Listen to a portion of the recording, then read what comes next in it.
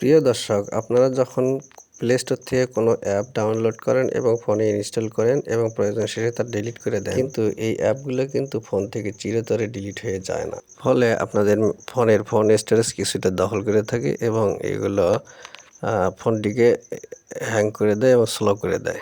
এই সমস্যা থেকে কীভাবে সমাধান পাবেন চলুন দেখিয়ে দিচ্ছি। স্ক্রিনটাকে লক্ষ্য করুন। এজন্য আপনাদের ফোনে প্রথমে যেতে হবে প্লে স্টোর থেকে ট্যাপ করে দেওয়ার পরে এরকম একটি ইন্টারফেস শো করবে।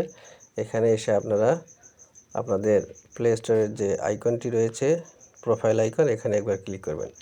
এখানে ক্লিক করার পরে এরকম একটি ইন্টারফেস শো করবে। এখানে আপনারা দেখতে পাবেন ম্যানেজ অ্যাপস অ্যান্ড ডিভাইস নামে একটি অপশান, এখানে ট্যাপ করে দেবেন। এখানে ট্যাপ করার পর এখানে দেখতে পাবেন ম্যানেজ নামক একটি অপশান দেখতে পাবেন, এখানে একবার ট্যাপ করে দেবেন।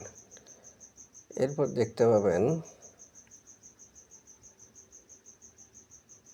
দিস ডিভাইস, এর উপর একবার ট্যাপ করে দিবেন। এরপর এরকম একটি ইন্টারফেস শো করবে। এখান থেকে নট ইনস্টলড এই অপশানটিতে একবার ট্যাপ করে দেবেন।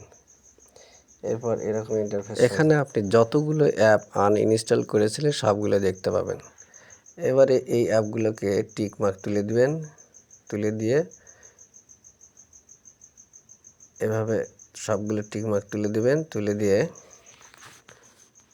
চলে যাবেন, উপরে একটি আইকন দেখতে পাবেন ক্রস আইকনটিতে একবার ট্যাপ করে দিবেন।